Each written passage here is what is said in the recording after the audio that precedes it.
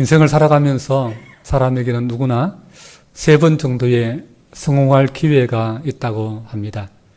요즘 주식시장이 워낙 이렇게 이제 활황이다 보니까 어떤 사람에게는 이번 기회가 경제적인 자유를 확보하는 그러한 일생일대의 기회가 된 사람들도 아마 있지 않을까 생각이 됩니다.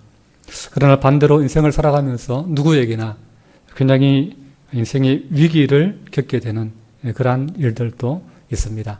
1997년에 IMF 사태도 그렇고, 그리고 6.25 전쟁도 그렇고, 우리가 살아가다 보면 우리 인생이 아찔할 수 있는, 참 무너질 수 있는 그런 위기를 겪게 되기도 합니다. 우리가 믿음의 조상 아브라함의 인생 여정을 따라가면서 함께 말씀을 통해 은혜를 나누고 있는데요.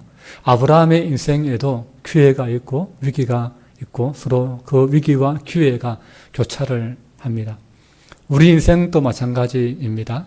어떤 사람은 그 기회를 잘 파악하고 그 기회를 잘 잡아서 그 기회를 발판으로 삼아서 한 단계 삶이 점프되기도 하지만 어떤 사람들은 자기에게 기회가 왔음에도 불구하고 그 기회가 기회인 줄 모르고 그 기회를 지나쳐버리고 놓쳐버리는 경우도 있습니다.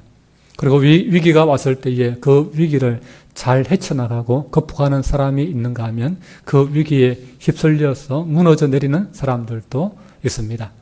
아브라함 같은 경우에는 애굽에 내려갔던 그 기근의 일이 참 위기였지요. 아내를 잃을 뻔한 위기, 혹은 자기의 목숨을 잃을 뻔한 위기이기도 했습니다. 그리고 우리가 지난주에 보았듯이 경제적인 어떤 그런 그 갈등 때문에 조카 롯과의 인간 관계의 위기를 아브라함이 경험하기도 했습니다. 그리고 오늘 본문에 보면 이제 그 가나안 지역에 아브라함이 살고 있는 그 지역에 일어난 민족 간의 나라 간의 연합 전쟁으로 인한 그러한 롯의 그러한 위기 가운데 그 아브라함은 또 삼촌으로서 그 위기에 같이 휩쓸리게 되는 것을 보게 되어집니다. 우리가 잘 아는 바와 같이 아브라함은 원래 메소포타미아가 고향입니다. 갈대아 우르가 고향입니다. 거기서 하나님의 부르심과 하나님의 언약을 따라서 꿈을 가지고 그 하나님의 말씀에 대한 어떤 기대를 가지고 가나안 땅까지 하나님 한 분 믿고 왔습니다. 그 땅은 이미 여러 부족들이 선점하고 다 자기 땅을 가지고 있는 그러한 곳이었습니다. 그렇기 때문에 아브라함이 차지할 수 있는 그러한 여분의 땅은 별로 그곳에 존재하지 않았습니다. 창세기 23장에 보면 아브라함이 그 땅에 정착한 지 한 62년 정도 이렇게 경과가 된 그 시점에서 아브라함이 고백하는 그 주변 민족에게 자기를 소개하는 그 표현들을 보면 참 얼마나 아브라함의 그 인생이 힘들었나 하는 것을 알 수가 있습니다. 창세기 23장 4절에 보면요, 나는 당신들 중에 나그네요 거류하는 자이니 이렇게 자신을 소개합니다. 그 땅에 60년 넘게 살았음에도 불구하고 여전히 사람들로부터, 주변 민족들로부터, 그 땅의 사람들로부터 자기는 나그네 취급을 받고 있다. 그냥 잠시 왔다가 지나가는, 잠시 신세지고 있는 거류민의 그러한 위치에 있다라고 그렇게 자신이 이야기하는 것을 보게 됩니다.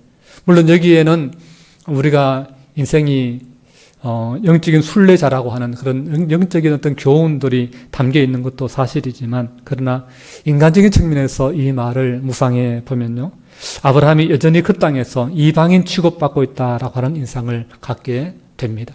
60년을 살아도 인정받지 못하는 그러한 모습인 것이죠. 그렇기 때문에 그런 험한 세상에서 우리가 살아가기 위해서는 무엇이 필요합니까? 지혜가 필요하고 믿음의 용기가 필요한 것입니다. 우리가 아브라함의 이야기를 잘 살펴보면 하나님께서 아브라함에게 많은 은혜를 베푸셨다는 사실을 알 수 있습니다. 비록 가난한 사람들, 불신자들, 우상 숭배자들 틈에 이렇게 살고 있었지만 아브라함은 하나님의 보호 아래 살았고 그 땅에서 상당히 하나님의 은혜로 성공한 인생을 살고 있었습니다. 그가 성공할 수 있었던 이유에는 여러 가지가 있었겠지만 오늘 본문에 통해서 세 가지로 우리가 아브라함의 성공 비결을 알 수가 있습니다. 첫 번째는 혈육과의 좋은 관계입니다. 첫 번째 뭐라고요? 혈육과의 좋은 관계. 아브라함은 조카 롯과 좋은 관계를 유지하고 있었다라는 것이죠. 조카 롯이 살기 좋은 요단들로 그리고 도시인 소돔 지역으로 그렇게 떠나간 이후에 아브라함은 그 요단들에 비해서 척박한 헤브론의 산지에 머무르고 있었습니다. 헤브론이 비록 하나님의 동산처럼 보이는 요단들과는 비교도 안 될 만큼 그러한 척박한 땅이지만 헤브론에서 아브라함은 하나님의 언약을 붙들고 있었고 하나님의 그 언약 속에 담겨 있는 하나님의 비전을 보면서 그곳에서 자기가 마땅히 해야 될 일을 성실하게 열심히 잘 감당하며 그곳에서 자기 자리를 잡아 나갔습니다. 비록 서로가 경제적인 갈등으로 인하여서 자칫 감정이 상할 수도 있었지만 그러나 참 그렇게 좀 원인은 안 좋은 그런 그것이 발단되어서 떠나게 되었지만 그러나 아브라함은 안 좋은 감정이 남지 않게 서로 좋은 말로 그 조카를 다독였고 그리고 자기의 기득권을 내어주면서 동서남북 어디든지 땅이 많이 있지 않느냐. 네가 좋아하는 곳을 선택해라. 네가 동하면 나는 서쪽하고 네가 뭐 서쪽하면 나는 동쪽하겠다. 이렇게 이제 기득권을 내주면서 그렇게 좋은 마음으로 조카를 떠나 보냈습니다. 그리고 떠나고 나서도 아브라함은 그래 네가 얼마나 혼자 잘 먹고 잘 사나 보자 이런 어떤 그런 심부가 아니라 정말 그 조카가 잘 되기를 또 하나님의 은혜가 그 조카에게 있기를 그렇게 걱정해주고 축복하면서 서로 연대하는 돈독한 관계를 잘 유지를 했습니다. 서로 떠난 뒤에 두 사람과의 관계를 확인할 수 있는 두 사건이 성경에 기록되어 있습니다. 첫 번째 사건이 오늘 본문의 내용입니다. 롯이 주변 민족 간의 전쟁에 휘말려서 그만 포로로 끌려가는 일이 발생합니다. 이때 아브라함이 조카 롯을 구하기 위해서 그 조카 롯을 포로로 끌고 간 승리한 그 민족들을 추격해서 자기 조카를 찾아오는 것입니다. 이것은 정말 조카 롯을 사랑하지 않으면 할 수 없는 결단이고 행동입니다. 이 사랑은 말로 하는 게 아니에요. 사랑은 실천하는 것입니다. 사랑은 움직이는 것입니다. 두 번째, 그 아브라함이 조카를 향한 그 진정한 마음을 알 수 있는 것이 소돔과 고모라를 하나님께서 불로 심판하실 때 성경에 뭐라고 기록됐나 하면은 아브라함을 생각하사 롯을 그 엎으시는 중에서 내보내셨더라 그렇게 말씀하고 있습니다. 그 롯이 하나님의 구원의 은총을 받을 수 있었던 것이 아브라함이 조카를 사랑하기 때문에 아브라함이 조카를 위하는 마음이 있었기 때문에 아브라함 때문에라도 하나님께서 그 조카를 그 하나님이 심판하는 그 심판에서 건져내셨다라고 하는 것이죠. 이처럼 아브라함은 자기를 믿고 가나안 땅까지 따라와준 그 조카 롯에 대한 무한 책임을 가지고 무한한 애정을 그는 마음에 놓지 않고 있었다라고 하는 것입니다. 자기를 믿고 따라온 그 조카에 대해서 나는 끝까지 그 조카를 버리지 않겠다. 그 조카를 책임지겠다 하는 이 책임감이 아브라함에게 있었다라고 하는 것이죠.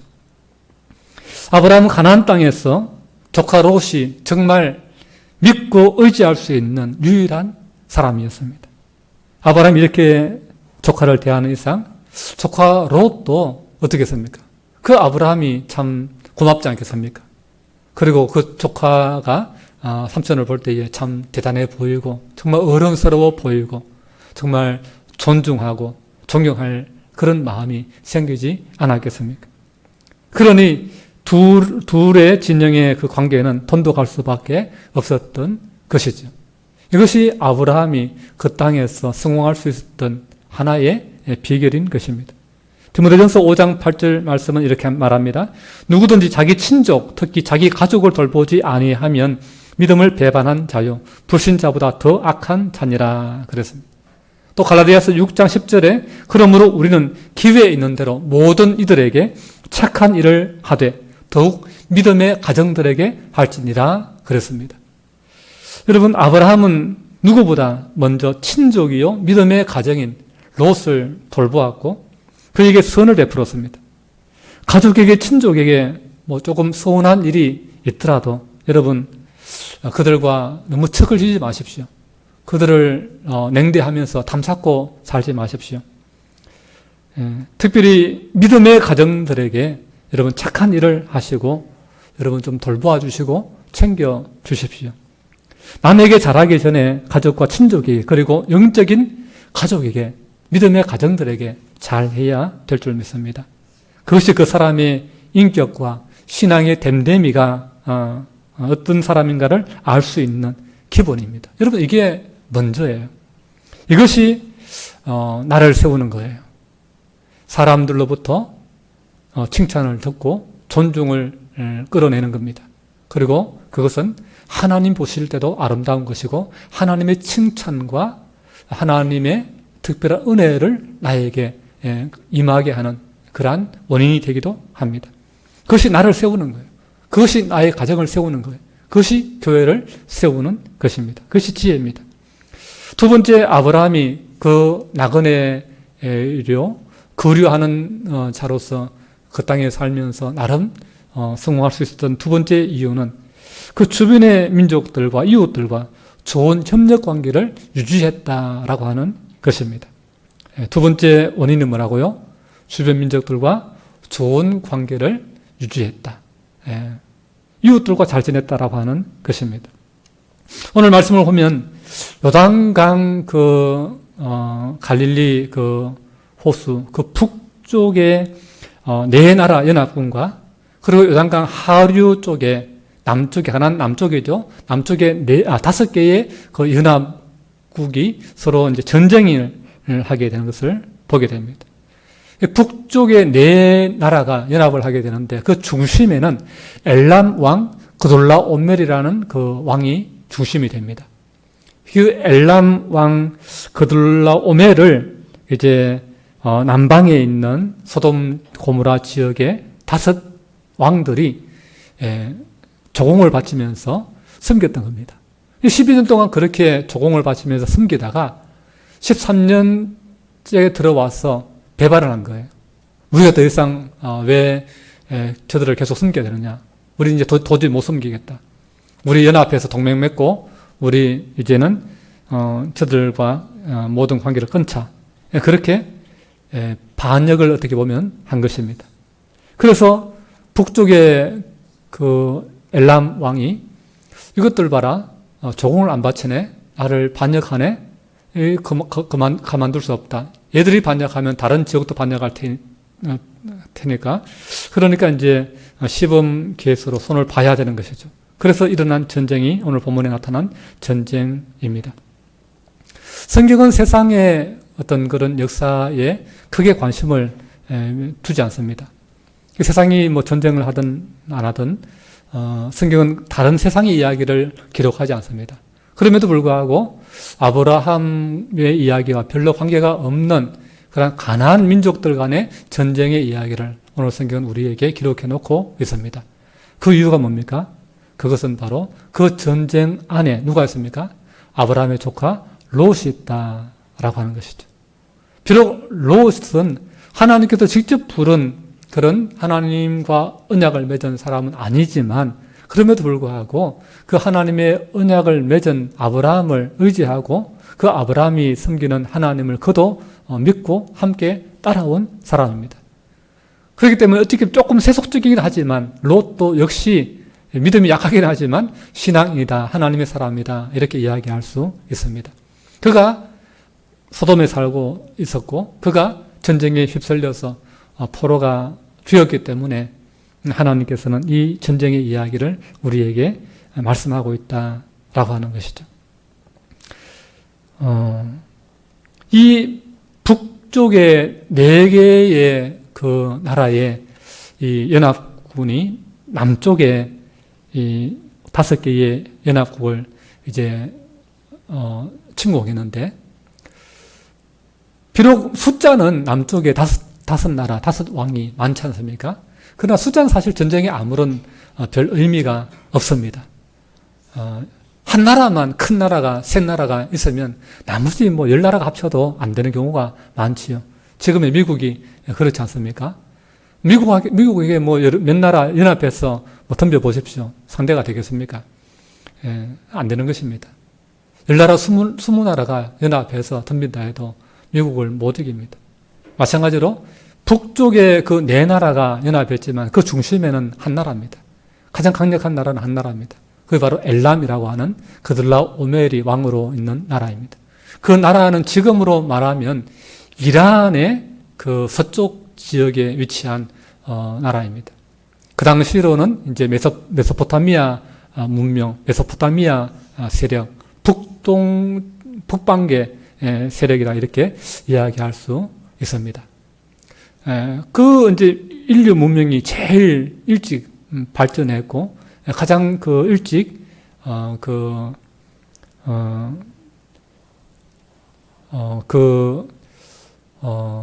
굉장히 강력한 그런 제국이 형성된 가장 먼저 제국이 형성되었던 그 지역입니다. 그러니 이제 남쪽으로 보면은 이제 애굽이 강력한 나라 혹은 제국을 이루고, 북쪽에는 메소포타미아 문명, 다 강을 끼고 있습니다.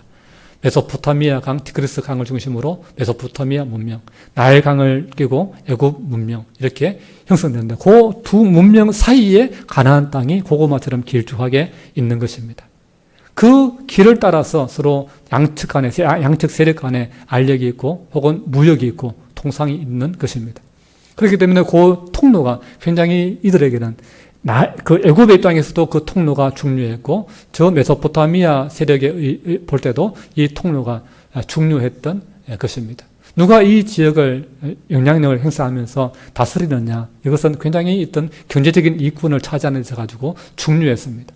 그렇게 이제 북방 쪽의 세력들이 가나안 지역의 어떤 패권을 장악하고 있었는데, 이 가나안의 민족들이 좀 이렇게 힘을 키우면서 이제 독립을 하겠다, 이제 반역을 선포를 한 것이죠. 그런데 사실은 그들이 이제 그렇게 우리가 독립하겠다 꿈을 꾸었지만, 그러나 그 꿈은 아무런 의미가 없는 물거품으로 돌아갔습니다. 왜냐하면 엘람 왕과 그 밑에 나머지 세 국가가 연합해서 밀고 내려오면서 그 가는 곳마다 그 지역들을 다 초토화 시켜버립니다. 전쟁을 해봤자 그냥 완전히 상대가 되지 않는 것이죠. 그러니 그 소돔 지역에서 시딤 골짜기에서 역청이 이제 많이 있는 지역인데, 요즘 말로 하면 유전들이, 노상 유전들이 발견되는 그런 지역입니다.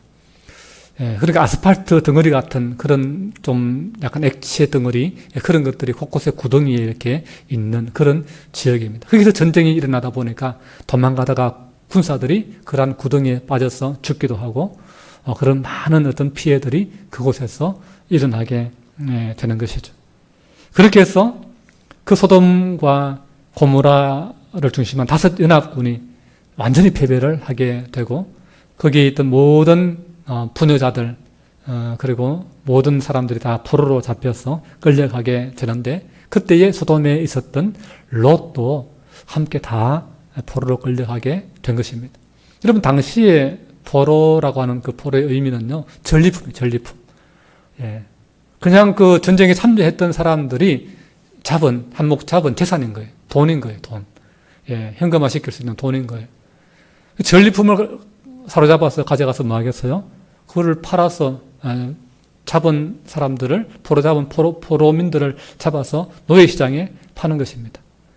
그래서 그 잡히는 순간 노예나 다름이 없는 존재가 되는 것이죠. 롯은 졸지에 하루아침에 그냥 노예 신세가 되고 말았던 것입니다. 이 소식을 들은 아브라함이 조카를 구출하겠다고 마음먹고 추격을 계획하는 것을 보게 됩니다. 13절 말씀을 보면 어떤 도망한 자가 와서 히브리 사람 아브라함에게 알리니 그랬습니다. 그 성경에서 히브리라고 하는 단어가 여기서 최초로 등장을 합니다. 그래서 우리가 유대인들을 히브리인이다, 이스라엘 백성들을 히브리인이다 이렇게 표현하는데 바로 이 아브라함에게 적용된 이 말이 바로 근원이 됩니다. 여기서부터 이제 이스라엘 민족은 히브리인들이다. 그들의 언어는 히브리어다. 이렇게 시작이 되는 것이죠. 히브리라고 하는 그 원어의 본래적인 의미는 건너오다라고 하는 뜻이 있습니다. 그래서 아브라함은 멀리서 이렇게 자기가 살던 곳이 아닌 다른 곳으로 넘어왔죠. 그래서 나그네다, 거류민이다. 그렇게 그 가나안 원주민들이 아브라함을 그렇게 부르면서 히브리인, 건너온 사람 이렇게 썼던 것입니다. 다른 말로 하면 이주자 혹은 뭐 이렇게 난민에게도 그런 단어가 적용될 수도 있고 또 잠시 왔다가 머물다가 떠나는 떠내기들에게도 그런 표현들이 적용될 수 있는 것입니다. 그러니까 주류가 아니라 비주류의 사람들을 칭하는 것이죠. 어쨌든 그렇게 아브라함에게 이 소식이 전해졌습니다. 그런데 이때 아브라함이 여러 가지 고민이 있지 않겠습니까?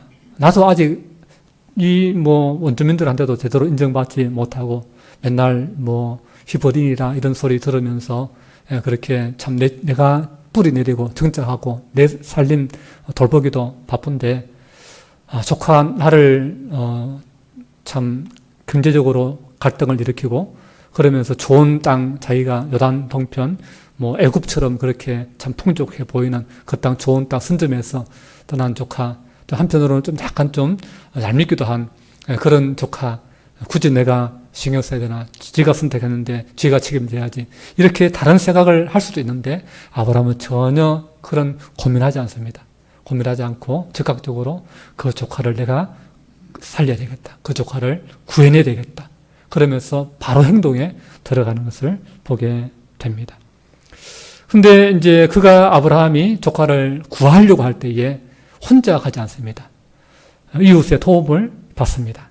오늘 말씀에 보면 인근에 거주하는 아모리 족속에 속한 마므레, 에속을, 아넬이라는 사람들이 이제 아브라함을 돕게 되는 것이죠. 이들 세 명은 형제들입니다. 형제들인데 아마 그 당시에 아브라함처럼 자기 부족을 책임지고 있는 그러한 족장의 위치에 있지 않았을까 그렇게 짐작이 되어집니다. 그들에게 아브라함이 도움을 요청했습니다. 왜 아브라함이 그들에게 도움을 당당하게 요청할 수 있느냐? 위험한 전쟁이잖아요. 그 위험한 전쟁에 그들을 끌어들이면서 동참시킬 수 있는, 동참을 요구할 수 있는 근거가 있습니다. 근거가 뭐냐면은 그들과의 동맹 관계였다라고 하는 것입니다. 그럼 동맹이라는 것이 뭡니까? 부족이나 국가가 서로의 안전을 도모하기 위해서 한쪽이 적의 침략을 받았을 때에 나도 함께 참전해서 그들이 맞서는 적을 함께 물리치겠다. 그렇게 약조한 것이 동맹이 아니겠습니까? 이 동맹이 있을 때에 함부로 그들을 못 건드리는 그런 아주 안전장치의 효과가 있는 것이죠. 우리나라도 6.25 전쟁을 통해서 끈질기게 미국에게 그 휴전을 그 볼모로 이승만 대통령이 요구했던 게 뭡니까? 한미동맹입니다. 한미동맹 우리 허락하지 않으면은 우리 전쟁 못 끝낸다. 휴전 못 한다. 그렇게 버텼습니다. 그러면서 방공포로까지 그제도 방공포로까지 풀어줘버리고, 원래는 전쟁 끝나면 그걸 전쟁법에 해가지고 서로 교환을 해야 이게 휴전의 어떤 협정들을 원활하게 맺을 수 있거든요. 이 원칙을 깨버리면 휴전이 물 건너가게 되는 거예요. 그러니까 미국 입장에서는 전쟁 끝내고 싶은데 이승만 대통령이 그렇게 미친 사람처럼 그렇게 행동해버리니까 팔짝 뛰고 정말 미칠 지경인 겁니다. 그러니까 너무 이승만 대통령이 강하게 나가니까 참 어쩔 수 없이 한미동맹을 맺어줬습니다. 그러니까 그 당시에 강대국, 영국이나 프랑스와 같은 그런 강대국과 미국의 동맹을 좀 가치 있는 나라, 좀 같은 어떤 백인으로서 좀 경제 발전과 또 산업혁명을 일으킨 그런 나라들과 동맹을 맺어줬지, 뭐 동양의 자기 피부색도 다르고 민족도 다르고 그리고 너무나 가난하고 완전히 뭐 동맹 맺어봤자 얻을 게 하나도 없는 그런 나라와 동맹 맺은 나라는 우리나라밖에 없습니다. 예. 그런 면에서 이승만 대통령이 참 위대한 거예요. 참 놀라운 거예요. 토지 개혁한 거, 농민들에게 땅을 준 것, 예. 그거 참 위대한 일이고 정말 100년에 걸쳐서 다른 나라는 잘 하지 못했던 일을 이승만 대통령이 독도를 우리 영토로 편입시킨 것, 그거 한 3개 정도는 정말 위대한 일이다. 저는 그렇게 칭찬을 하고 싶습니다.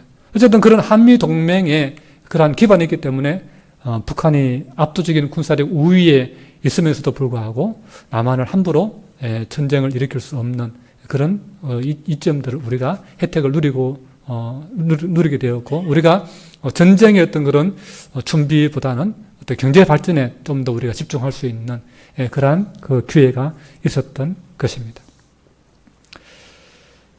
어쨌든 이 아브라함이 그 주변의 부족들과 동맹을 맺어서 어쨌든 간에 그렇게 조카를 구할 수 있는데, 어떻게 보면은 그 하나님을 믿고 살아야 될 하나님의 사람이 왜 우상을 섬기고 하나님 안 믿는 그들과 동맹을 맺고 그들을 의지하는가, 이렇게 또 비판하는 사람이 있을 수도 있습니다. 그 하나님께서는 그 아브라함에게 언약을 맺었을 때에 네가 이렇게 하면, 내 마음에 들게 행동하면 내가 이 땅을 너에게 후손에게 주겠다, 이렇게 하신 게 아니에요.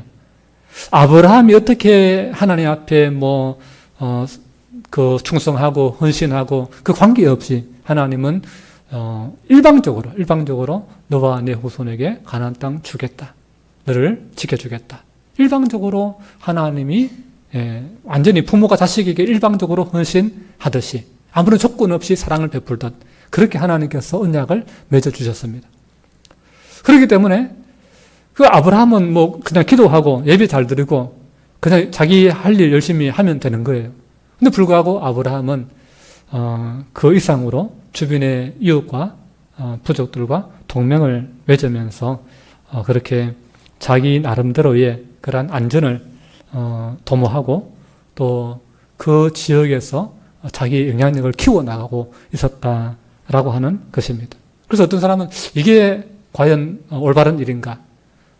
그는 좀 하나님을 덜 믿는 것이 아닌가? 이런 그런 오해입니다. 잘못된 생각입니다.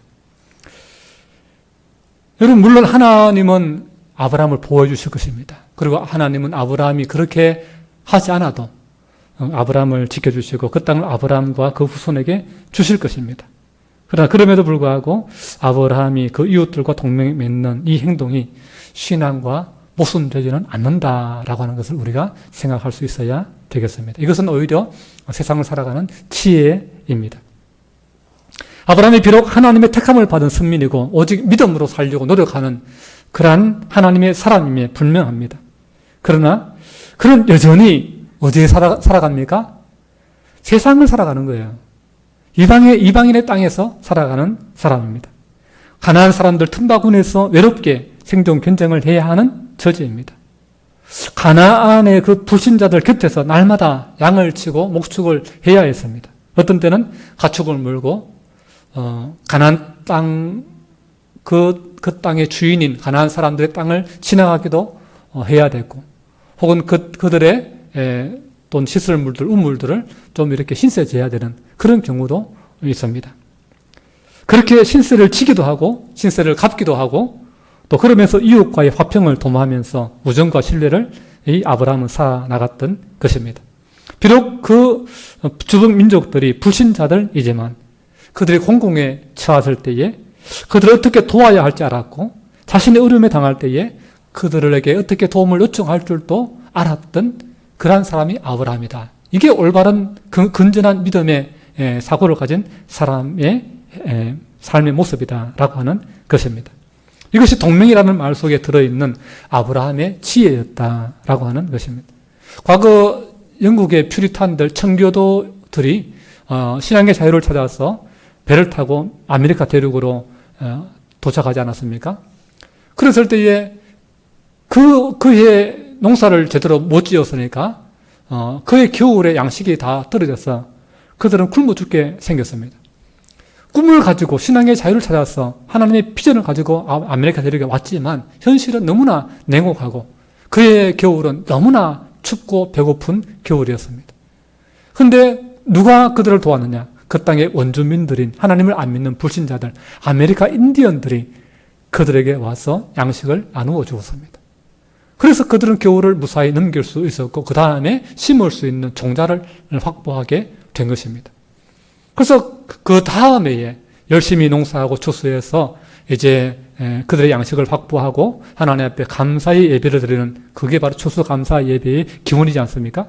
그럴 때에 그들은 그들에게 자비를 베푼 은혜를 베푼 하나님을 안 믿는 하나님 모르는 그 인디안들을 잊지 않았습니다. 그래서 그들을 초대한 것이죠. 그들을 초대해서 그들을 성리하게 대접했습니다. 갚았습니다. 은혜를 갚았습니다. 그 좋은 관계 속에서 그 땅에 믿음의 나라로 이렇게 세울 수 있는 기반을 마련할 수 있었다라고 하는 것입니다. 그래서 불신자들과 좋은 관계는 필요할 뿐만 아니라 하나님께서도 기뻐하시는 일입니다. 우리는 비록 하나님의 백성으로서 특별한 은총을 입은 자들이지만 세상 속에 살고 있습니다. 가난한 부족들과 살고 있습니다. 절대 다수가 하나님을 모르는 사람들과 살아갑니다. 그러나 우리는 그들을 떠나는 것이 아니라 그들과 함께 살아가야 될 사명자들이다라고 하는 사실을 잊어서는 안 됩니다. 그 때로는 경우에 따라서 그들과 협력해야 하기도 하고요. 그들의 도움을 받아야 되기도 합니다. 또 그들이 필요로 할 때는 언제든지 우리가 도움을 줄 수도 있어야 되는 것입니다. 그들을 위해서 봉사할 수 있는 좋은 이웃이 되는 것이 오늘 교회 그리스도인들의 사명이기도 합니다.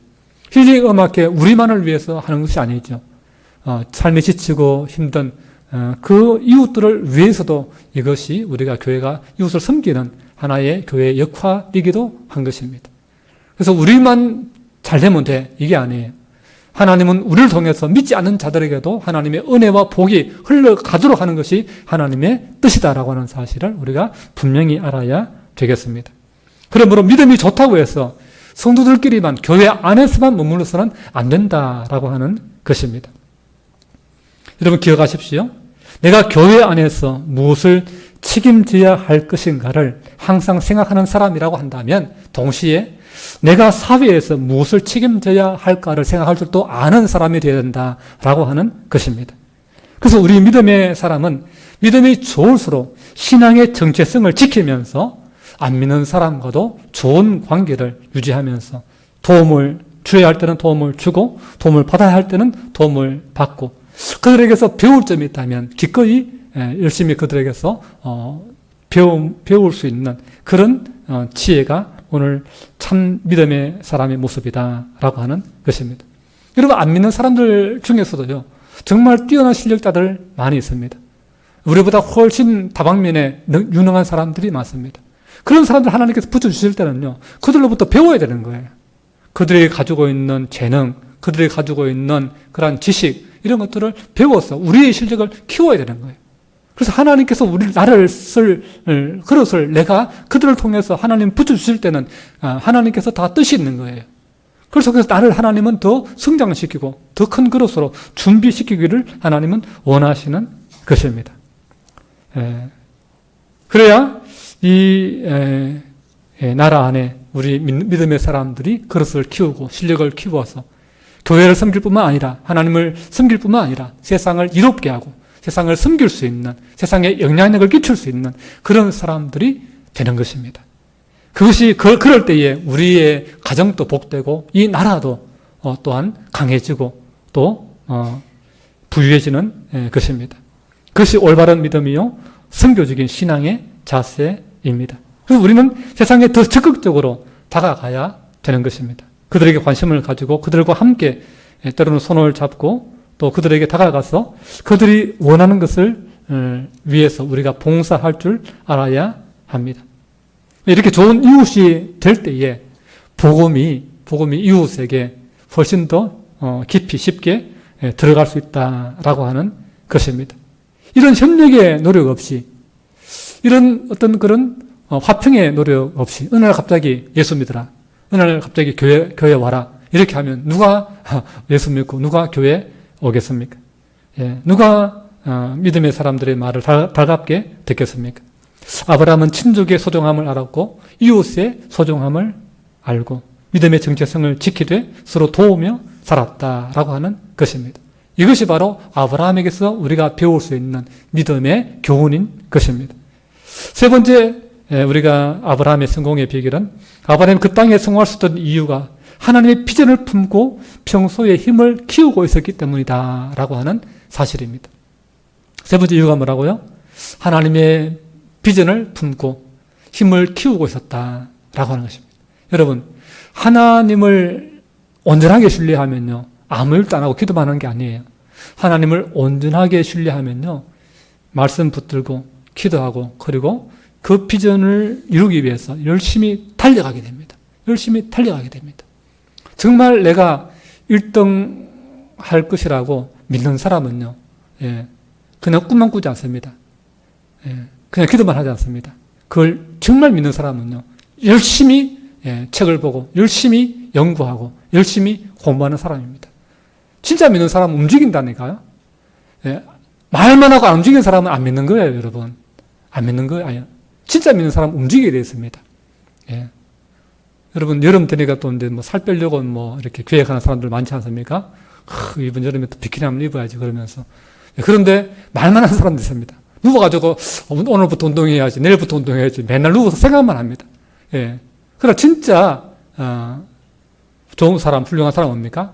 움직이는 사람이에요. 오늘부터 당장 걷는 거예요. 오늘부터 당장 운동장에 나가고 헬스장에 나가고 수영장에 나가는 것입니다. 여러분, 진짜 믿음의 사람은 움직이는 사람인 것입니다. 실력을 키우는 사람인 것입니다. 14절 말씀 보십시오. 아브라함이 그의 조카가 사로잡혔음을 듣고 집에서 길리고 훈련된 자 318명을 거느리고 단까지 쫓아갔어. 오늘 우리가 이 말씀에서 놀라게 되는 것은 아브라함이 평소에 자기 집에서 사병을 키우고 있다라고 하는 사실입니다. 집에서 길리고 연습시킨 318명을 이렇게 거느리고 군사로 그들에게 칼을 쓰는 방법, 활을 쏘는 방법, 그 무기를 다루는 법을 가르치고 대비를 하고 있었다라고 하는 말입니다. 그러니 주변에 그 힘 있는 부족들이 아브라함과 동맹을 왜 맺어주겠어요? 아브라함이 아무것도 아브라함에게서 얻을 게 없는데 동맹을 맺어주겠어요? 아니에요. 아브라함이 그렇게 하나님의 비전을 가지고 하나님이 주시는 이 땅은 나에게 주시는 땅이야. 내 후손들이 차지할 땅이야. 그러면서 그 땅을 내가 차지하기 위해서 힘을 길러야 돼. 내가 움직여야 돼. 내가 열심히 살아야 돼. 그러면서 나름대로 준비를 열심히 하면서 목자들을 고용하고 부를 늘려가면서 또 그렇게 이웃들을, 약한 자들을 돌보면서 나가들을 돌보니까 점점 사람들이 아브라함에게 들어오는 것입니다. 아브라함의 집에서 나고 길리온 자라고 하는 그 의미 속에는요, 단순히 그 가정에서 태어났다는 의미만 있는 게 아니에요. 오고 갈 데 없는 그런 사람들이 아브라함에게 와서 도움을 받고 그의 어떤 그런 보호 속에 아브라함을 신뢰하면서 머무르고 아브라함의 가족이 되었다라고 하는 의미가 그 속에 함께 들어있는 것입니다. 그렇게 힘을 키웠을 때에 주변의 민족들이 우리도 하고 동맹하자, 이렇게 함께 그 동맹이 성사될 수 있었던 배경이 되는 것이죠. 자, 여러분, 세상을 살다 보면 때로는 믿음이 필요하지만, 그러나 때로는 믿음만이 아니라 힘이 필요할 때도 있습니다. 힘을 가져야 남보다 앞설 수 있고, 힘을 가져야 내 생명과 재산을 보호할 수 있고, 힘을 가져야 우리 주변의 사람들을 도울 수도 있습니다. 세상적인 힘이 없으면 못하느냐? 아니, 할 수도 있습니다. 그러나 힘을 가지면 힘을 안 가질 때 할 수 있는 것보다 훨씬 더 많은 일을, 더 큰 일을, 더 중요한 일을, 그리고 더 오랫동안 할 수 있다라고 하는 사실입니다. 그렇기 때문에 여러분, 하나님을 믿는다면, 정말 하나님의 말씀을 신뢰한다면 여러분 그 믿음을 가지고 여러분 힘을 키우셔야 됩니다. 능력을 키우셔야 됩니다. 실력을 키우셔야 됩니다. 부를 키우셔야 됩니다. 그래야 하나님께서 선한 일을 할 때에, 그렇게 딱 타이밍이 왔을 때에, 내가 헌신해야 될 타이밍이 왔을 때에 헌신할 수 있고 더 크게 하나님을 기쁘시게 할 수 있고 더 오랫동안 그 일들을 아름답게 해낼 수 있는 줄로 믿습니다. 오늘 말씀을 통해서 우리가 다시 한번 이 세 가지 말씀을 기억하면 좋겠습니다. 아브라함이 세상을 살아가면서 인생의 위기도 겪고 또 기회도 맞이하지만, 그러나 그 위기에서 정말 잘 극복할 수 있고 정말 조카를 그 노예의 운명에서 건져낼 수 있는 그러한 운동력이 된 것이 뭔가?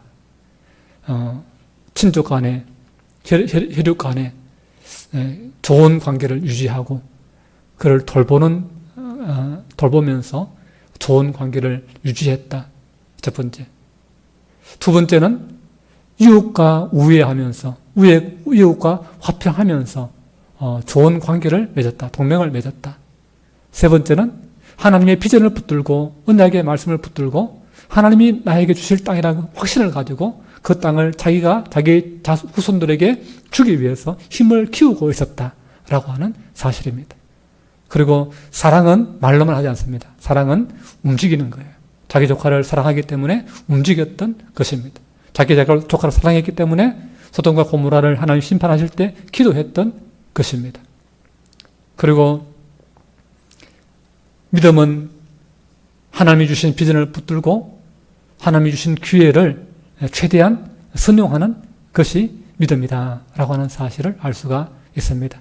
오늘 세상 사람들은 얼마나 지혜롭고 얼마나 민첩하고 정말 약삭빠르게 그렇게 자기 이익을 위해서 노력합니까? 오늘 우리 예수 믿는다고 하면서 기도만 하고 아무것도 안 하면 안 되는 거예요. 우리도 하나님을 믿고 기도하고 하나님의 약속의 말씀을 믿는 한, 내 뒤에 하나님 있다는 뺑만큼 든든한 게 어디 있습니까? 다윗이 그렇게 기도만 하고 안 움직이지 않지 않습니까? 기도하고 내 뒤에 하나님 있다고 믿으니까 골리앗 앞으로 달려가지 않습니까? 오늘 우리 세상이 우리 앞에 때로는 굉장히 위협적인 존재이고 두려움의 존재이지만, 그러나 내 뒤에는 하나님이 있다.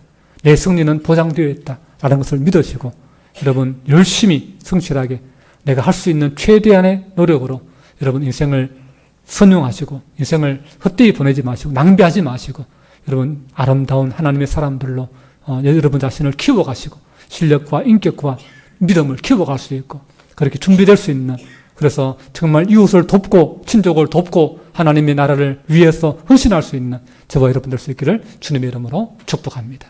기도합니다. 좋으신 우리 아버지 하나님, 은혜를 감사합니다. 아브라함의 인생의 여정을 통해서 다시 한번 우리의 삶과 우리의 믿음들을 돌아보게 하시니 감사합니다. 아브라함이 이방 땅에 나그네로 히브리인으로 살고 있으면서도 낙심하지 아니하고 위축되지 아니하고 하나님을 믿고 그 언약과 그 언약에 통해서 비전을 붙들고 친족과 좋은 관계를 유지하면서 또 이웃들을 섬기고 동맹을 맺으면서 평화를 유지하면서 그리고 하나님의 실력을 키워나가는 것을 보게 됩니다. 하나님 아버지, 우리에게도 하나님 똑같은 인생을 주셨는데 우리 인생을 낭비하지 않도록 도와주시옵소서. 헛된 일에 하나님 사용하지 않도록 도와주시옵소서. 하나님을 믿고 하나님을 사랑하되 그 하나님을 믿고 사랑하는 것을 우리의 삶으로 증명해낼 수 있는 그런 진짜 믿음의 사람 되게 도와주시옵소서. 그래서 가족을 진정으로 돌보고 그리고 친족들을 돌보고 그리고 이웃들과 화평하며 또 나라와 민족을 위해서 이웃을 위해서 또 헌신하고 봉사할 수 있는 그러한 참된 믿음의 사람 되게 도와주시옵소서. 예수님 이름으로 기도하옵나이다. 아멘.